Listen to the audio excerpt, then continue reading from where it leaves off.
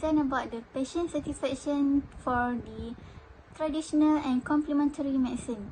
So according to an article, the World Health Organization, WHO, has been advocating for the integration of traditional medicine, TM, or complementary medicine, CM, into national healthcare systems. Although TM and CM practices have coexisted among Malaysians for a long time, the incorporation into the mainstream conventional healthcare system is still in its early stages.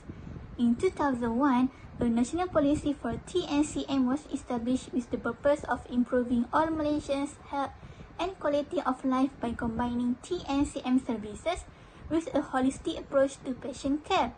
A patient satisfaction survey of TNCM services at public hospitals in Malaysia was conducted with the result of high patient satisfaction towards the TNCM services.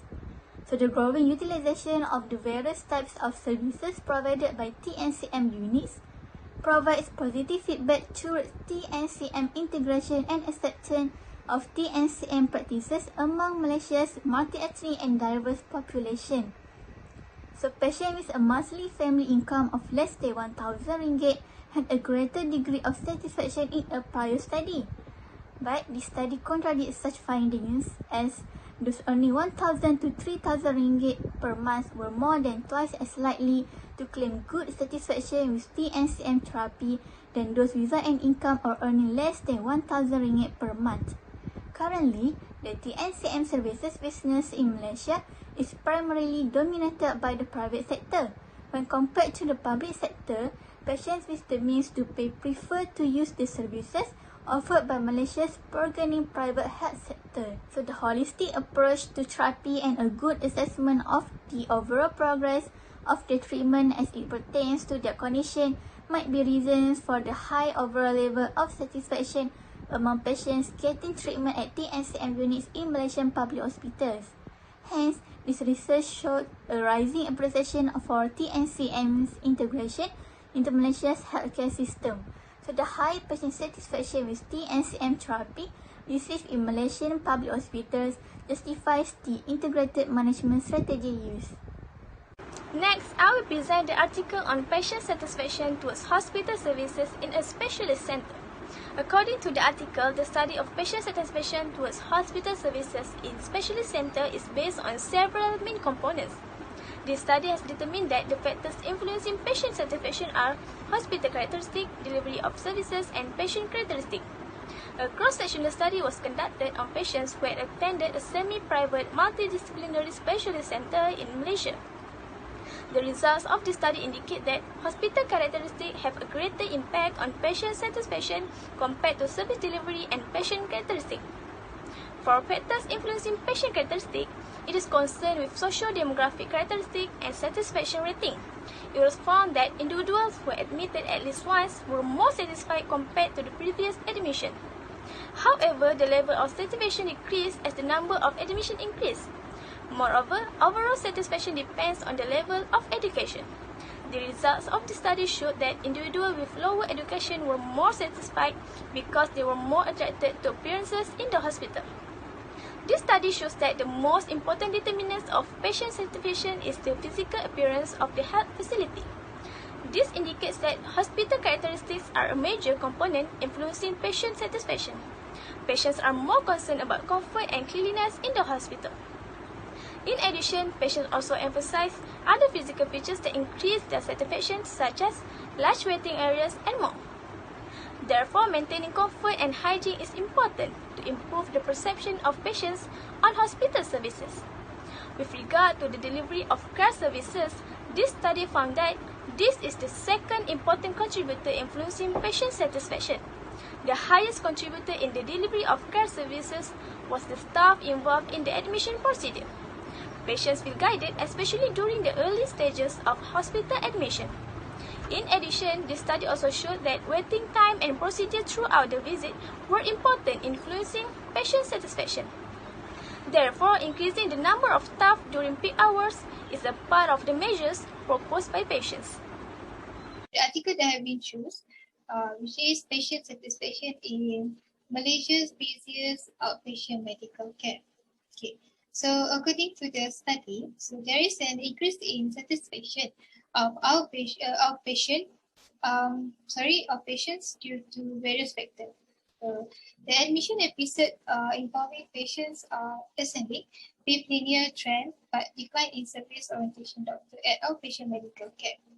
So I'm pretty sure that everyone knows that when we say outpatient medical care, so we can imagine that this part, this unit is very busiest in uh, among the other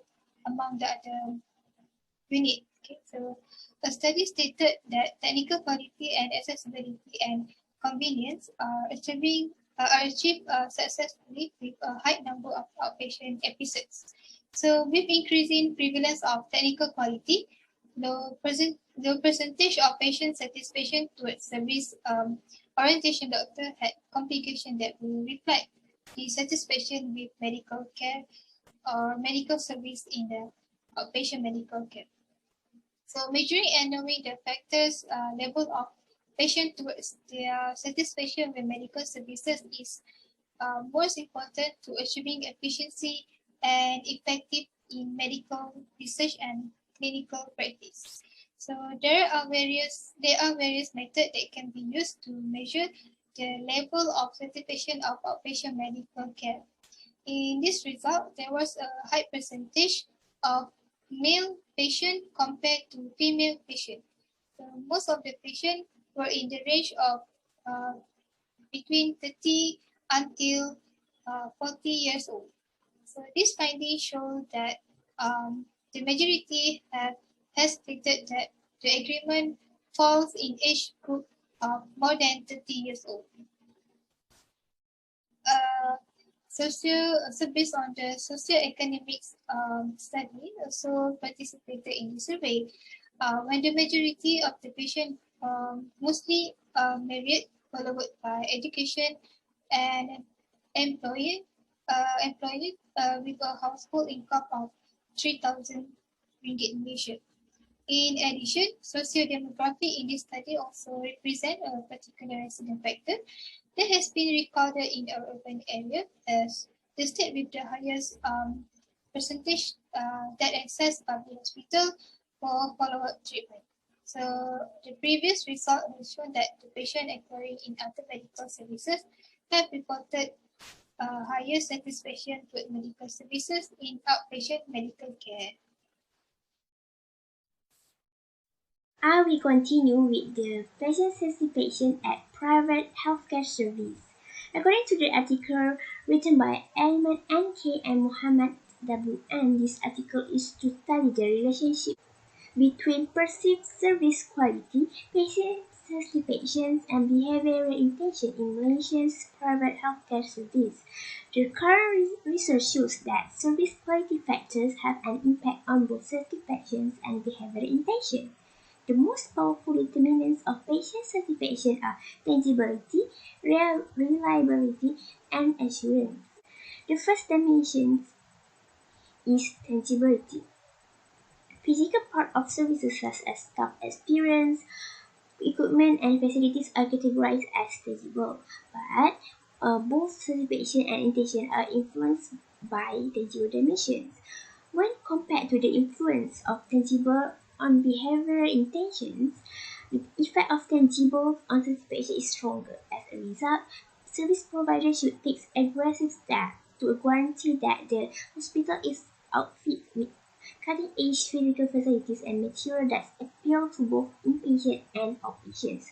Furthermore, hospital administration must ensure that its employees are always neat and presentable during working hours.